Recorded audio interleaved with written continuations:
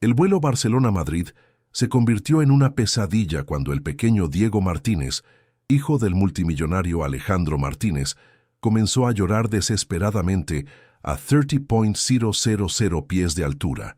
Alejandro, CEO de una de las empresas tecnológicas más grandes de España, se encontró completamente impotente ante los sollozos inconsolables de su bebé de 3 meses. Las azafatas se turnaban intentando calmarlo.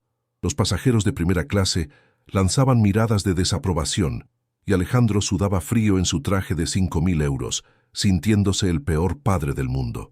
Después de 2 horas de llanto ininterrumpido, cuando parecía que nada podría detener el tormento del pequeño, una voz dulce se alzó desde la clase turista. Era Carmen García, madre soltera de 28 años con una niña de 2 años en sus rodillas, que viajaba con un billete económico pagado con esfuerzo. No tenía dinero, no tenía marido, pero tenía algo que todos los millones de Alejandro no podían comprar: el instinto materno nacido de la desesperación. Lo que ocurrió en los minutos siguientes cambiaría la vida de ambos para siempre, demostrando que a veces el amor no se mide en cifras, sino en gestos que cuestan todo y no piden nada a cambio. El jet privado estaba en mantenimiento, obligando a Alejandro Martínez a volar comercial por primera vez en años. Sentado en primera clase con el pequeño Diego de 3 meses, el multimillonario de 40 años ya se sentía completamente fuera de lugar. Su esposa Patricia había muerto durante el parto por complicaciones imprevistas, dejándolo solo con un recién nacido que parecía llorar cada vez que él lo tomaba en brazos. Diego había comenzado a llorar antes incluso del despegue desde Barcelona, y ahora, media hora después del inicio del vuelo, su grito desesperado llenaba toda la cabina. Alejandro había intentado todo lo que las niñeras le habían enseñado: el biberón, el cambio de pañal, el chupete, nanas susurradas con voz temblorosa. Nada funcionaba. Las miradas de los otros pasajeros de primera clase lo atravesaban, hombres de negocios como él que mostraban fastidio mal disimulado y lástima condescendiente. Las azafatas se alternaban intentando ayudar, pero Diego rechazaba todo intento de consolación, como si percibiera la inseguridad del padre y la rechazara junto con él. Alejandro se levantó e inició una caminata por el pasillo estrecho, meciendo torpemente al bebé.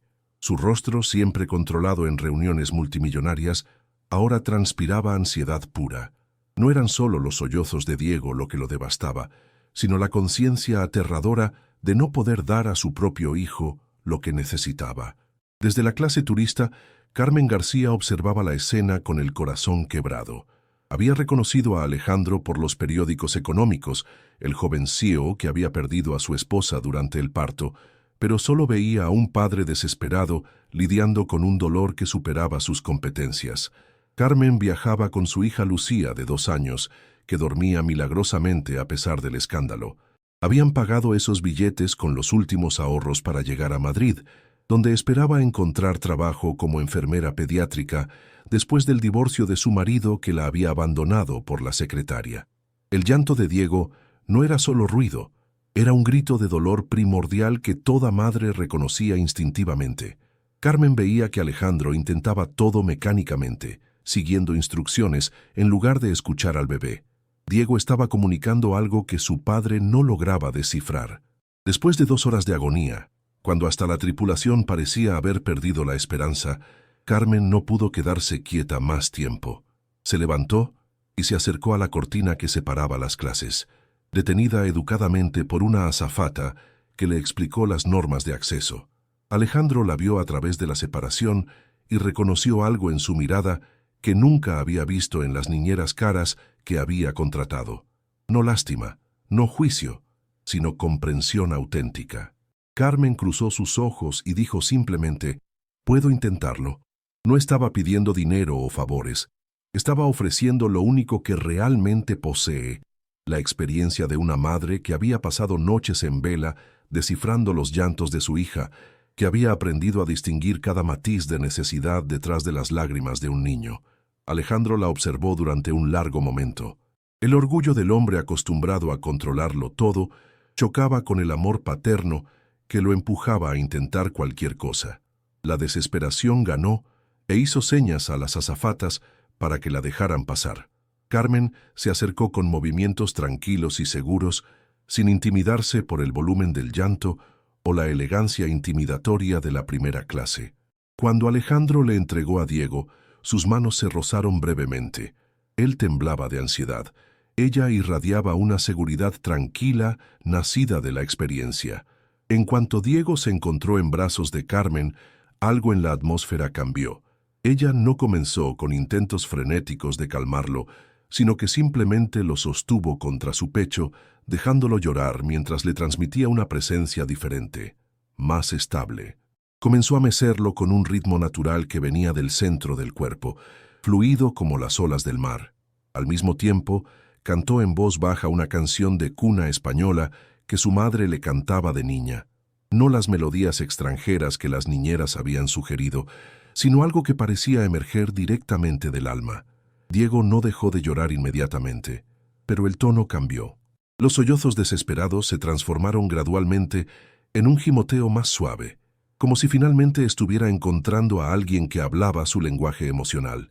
Alejandro observaba cada movimiento como si presenciara un milagro. No era solo técnica, sino algo más profundo. Carmen estaba transmitiendo a Diego una seguridad que él no lograba ofrecer, a pesar de todo el amor que sentía. Los pasajeros que hasta ese momento habían mostrado fastidio, ahora miraban con creciente curiosidad. Incluso la tripulación se había acercado, testigos de una transformación que iba más allá de la simple capacidad de calmar a un bebé.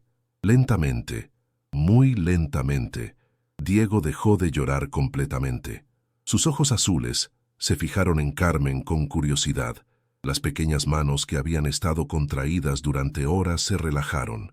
Un silencio bendito, finalmente, envolvió la cabina. Pero Carmen no se detuvo. Continuó meciéndolo y cantando, como si supiera instintivamente que Diego necesitaba sentirse completamente seguro antes de poder dormir.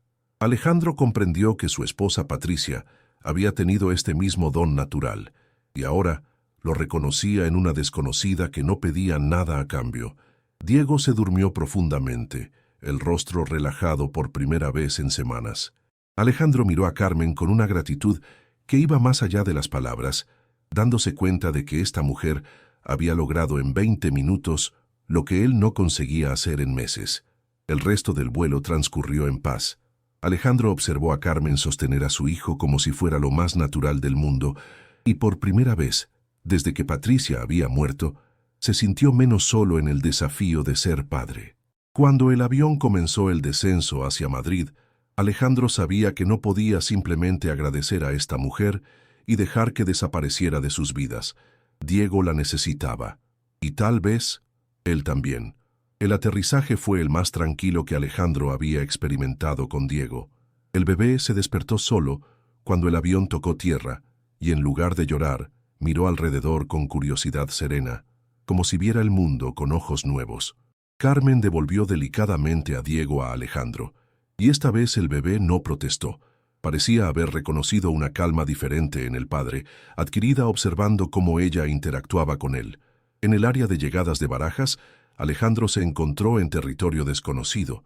Estaba acostumbrado a negociar acuerdos multimillonarios, pero no sabía cómo pedirle a una desconocida que revolucionara su vida. Había visto a Carmen con su hija Lucía, una niña hermosa de 2 años que miraba a Diego con dulce curiosidad. Carmen había explicado que era enfermera pediátrica buscando trabajo en Madrid, alojada temporalmente en una pensión con sus últimos ahorros. Alejandro podía leer entre líneas la situación precaria, pero también la dignidad con que enfrentaba las dificultades. La oferta que Alejandro formuló era tan loca como necesaria: trabajar para él como niñera de Diego, con salario generoso, apartamento proporcionado y todo lo que ella y Lucía necesitaran. No era solo un trabajo, sino la posibilidad para ambos de dar a sus hijos lo que solos no lograban ofrecer. Carmen miró alternativamente a Lucía, Diego y Alejandro.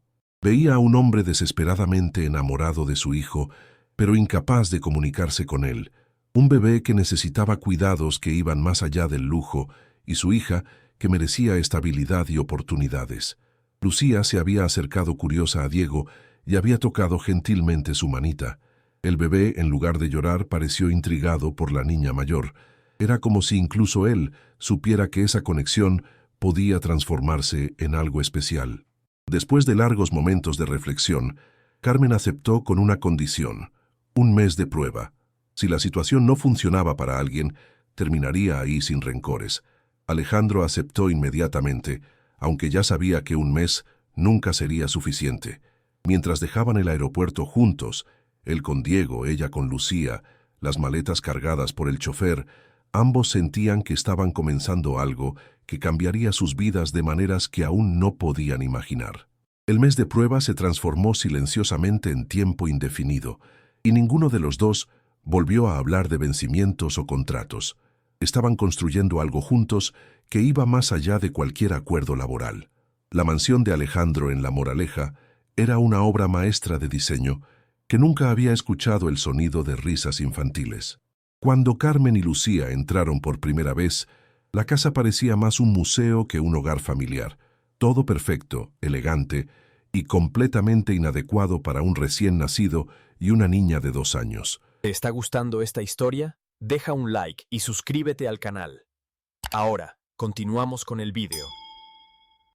Lucía exploró inmediatamente el jardín con los ojos muy abiertos, exclamando que era como un palacio de cuento de hadas.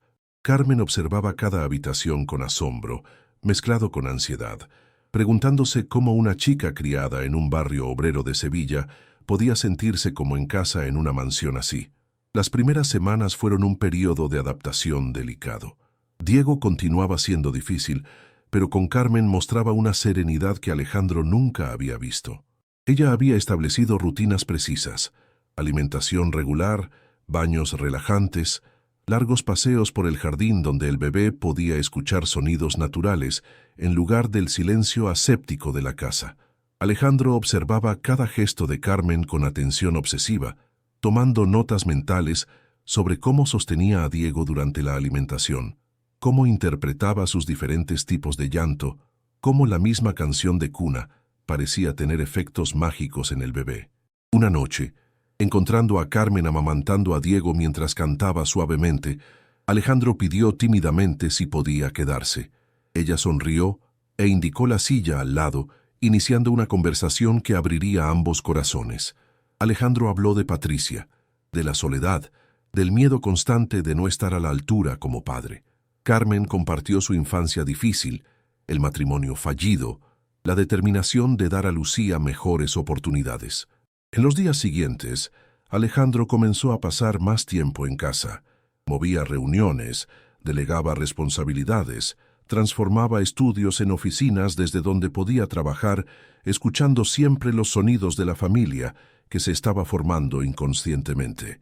Lucía se adaptó a la mansión como si siempre hubiera sido su hogar, transformando el jardín en su reino y hablando con Diego como si él pudiera comprenderla perfectamente.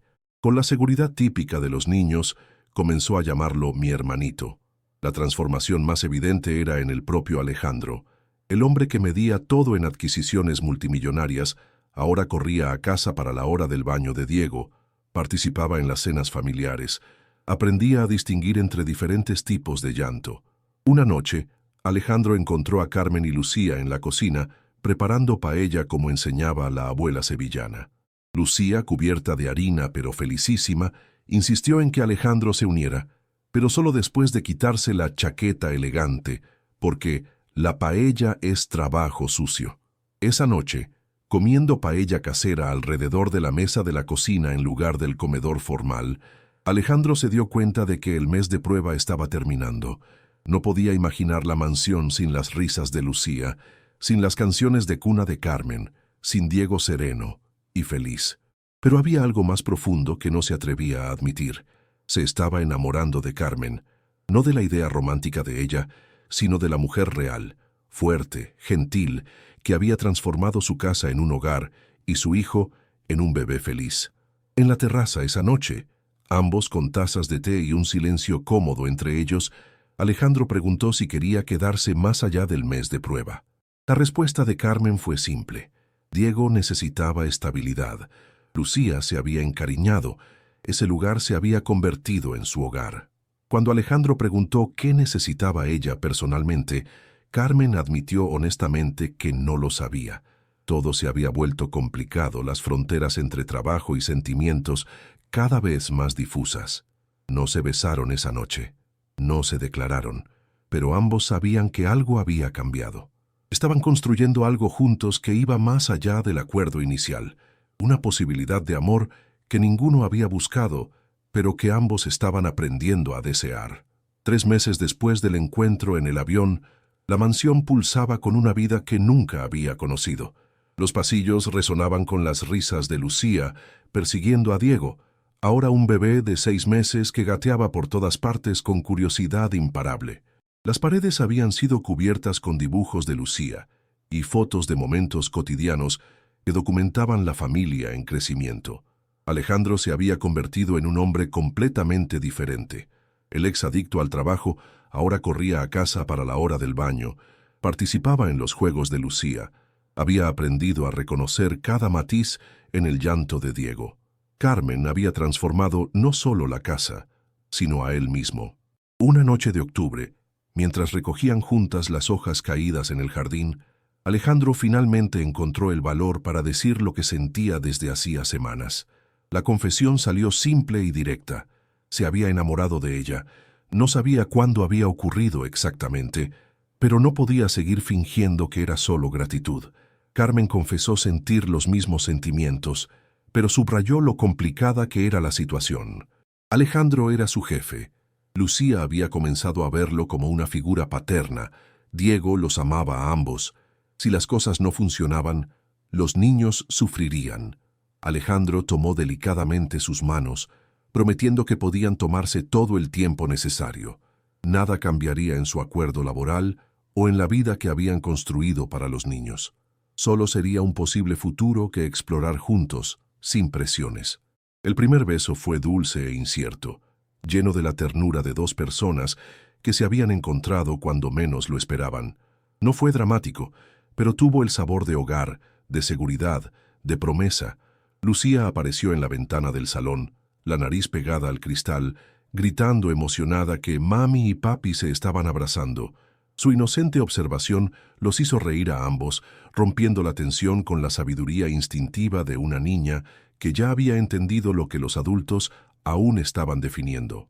Esa noche, mientras acostaban a los niños juntos por primera vez como algo más que compañeros de casa, ambos sabían que estaban comenzando un nuevo capítulo.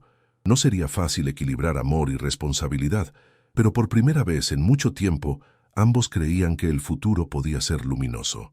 Diego se durmió sonriendo, como si él también sintiera que finalmente tenía una familia completa. 2 años después de ese primer beso en el jardín otoñal, la mansión se preparaba para una celebración especial, el día en que se convertirían oficialmente en una familia ante los ojos de la ley. Diego, ahora de 2 años y medio, corría por la casa con Lucía de 4 años, que había asumido completamente el papel de hermana mayor protectora. El bebé que una vez lloraba inconsolablemente se había vuelto sereno y sonriente, llamando a Carmen mamá con la misma naturalidad con que llamaba a Alejandro papá. Lucía había desarrollado vínculos especiales con ambos padres adoptivos. Con Alejandro compartía la pasión por rompecabezas y construcciones, con Carmen el amor por la cocina y los cuentos de buenas noches. Pero sobre todo, había encontrado en Diego el hermanito que siempre había soñado. El camino hacia este momento no había sido siempre simple. Habían existido peleas, momentos de duda, la dificultad de equilibrar roles diferentes, pero también había habido momentos de alegría pura. Diego llamando a Carmen mamá por primera vez. Lucía declarando tener el papá más fuerte del mundo. Los domingos por la mañana todos en la cama leyendo cuentos. El día de la audiencia para las adopciones oficiales, la familia Martínez se presentó unida. La jueza, impresionada por la naturalidad de sus relaciones, comentó que rara vez veía familias tan unidas por el corazón antes que por la ley. Lucía, interrogada por separado, explicó con la seguridad de los 4 años que tener a Alejandro como papá legal significaba que nunca se irá y que podía decir a todos que tenía un papá que la amaba de verdad. Diego, demasiado pequeño para entender el procedimiento, se acercó espontáneamente a Carmen durante la audiencia, comunicando con gestos lo que las palabras no podían expresar. La celebración en casa involucró a amigos convertidos en familia extendida, padres de la escuela de Lucía, colegas de Alejandro que habían presenciado su transformación, médicos que habían seguido a Diego en sus primeros meses difíciles. Pero el momento más hermoso llegó por la noche, cuando los niños estaban en la cama y Alejandro y Carmen se encontraron en el jardín donde todo había comenzado. Reflexionaban sobre cómo habían cambiado, él de hombre desesperado en un avión a padre devoto y esposo enamorado, ella de madre soltera sin perspectivas, a mujer con una familia sólida y un futuro brillante. Diego comenzó a llorar desde el monitor, pero esta vez ninguno de los dos se alarmó. Subieron juntos. Carmen lo calmó con su canción de cuna de siempre mientras Alejandro arreglaba las mantas. Lucía se despertó y se metió en su cama, como hacía cuando sentía a la familia reunida. Se durmieron los cuatro juntos, en una pila de brazos y piernas entrelazadas que no tenía nada de elegante, pero todo de perfecto. La mañana siguiente, Alejandro se despertó primero y miró a su esposa y sus hijos durmiendo a su alrededor. Diego chupaba el pulgar contra el pecho de Carmen, Lucía tenía un brazo alrededor del cuello del padre y apretaba la mano del hermanito. Era el cuadro de la familia más hermosa que jamás había visto, nacida de un llanto desesperado en un avión y crecida a través de gestos cotidianos de amor incondicional. A veces los milagros no llegan como eventos extraordinarios, pensó Alejandro. Llegan como mujeres valientes que dejan sus asientos para calmar al bebé de un desconocido. Crecen a través de escenas caseras y canciones de cuna susurradas. Se completan en familias que el destino ensambla con cuidado, un corazón a la vez. La familia Martínez era la prueba viviente de que el amor no conoce fronteras de sangre, clase social o circunstancias. Solo conoce la capacidad de abrir el corazón cuando llega la persona correcta en el momento correcto, incluso si ese momento es a 30. 000 pies de altura, en medio del llanto desesperado de un bebé que necesitaba exactamente lo que una madre desconocida podía dar. Dale me gusta si crees que las familias más hermosas nacen del corazón, no de la sangre. Comenta contando el momento que más te emocionó. Comparte para honrar a todas las madres que consuelan niños que no son suyos. Suscríbete para más historias de familias creadas por el destino y el amor. A veces el amor llega cuando un bebé llora y alguien decide consolarlo. A veces las familias más fuertes son las que se eligen mutuamente, y a veces basta la bondad de una desconocida para cambiar 3 vidas para siempre.